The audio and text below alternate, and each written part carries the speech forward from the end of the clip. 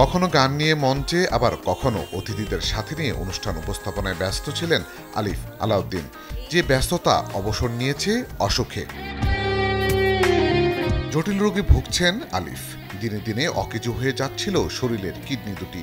যদিও প্রতিস্থাপনে এখন খানিকটা সুস্থের পথে কিংবদন্তি আলাউদ্দিন আলীর এই মেয়ে। আমি ডায়ালাইসিস করতে গেলেও আমি ডায়ালাইসিসে বসে সেজে গুজে যেতাম ডায়ালাইসিস করতে, ছবি তুলতাম, সবাইকে ছবি শেয়ার করতাম সোশ্যাল মিডিয়ায় যে আমি ডায়ালাইসিস করছি। তো তখন অনেক শক্ত ছিলাম, কিন্তু এখন ওই ছবিগুলো দেখলে খুব অশান্তি লাগে, কারণ আমি তো জানি ওই সময়টা আসলে কত কষ্টকর ছিল। আমি হয়তো স্ট্রং থাকার চেষ্টা করেছি।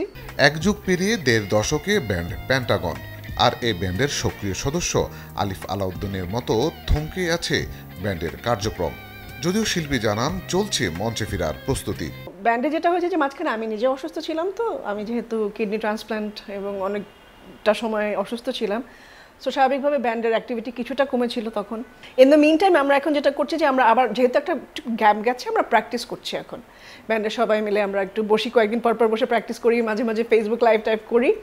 একটু যখন টাইট হচ্ছে তখন, যেমন সামনে আমাদের কিছু টিভি শোজ আছে, আর কিছু আমরা ক্লাব আর কর্পোরেট ইভেন্টস নিয়ে আমাদের সাথে কথা হচ্ছে, সো সেগুলো যদি সব ঠিক হয় তো ওগুলো নিয়ে অ্যাক্টিভ হবে আর কি। চ্যানেল 24-এর সাথে আলাপচারিতায় আলিফ আলাউদ্দিন জানান, ব্যান্ডের গানের পাশাপাশি বাবা আলাউদ্দিন আলী ও মা সালমা সুলতানার পুরনো কিছু গান নতুন করে করার প্রস্তুতি নিচ্ছেন তিনি।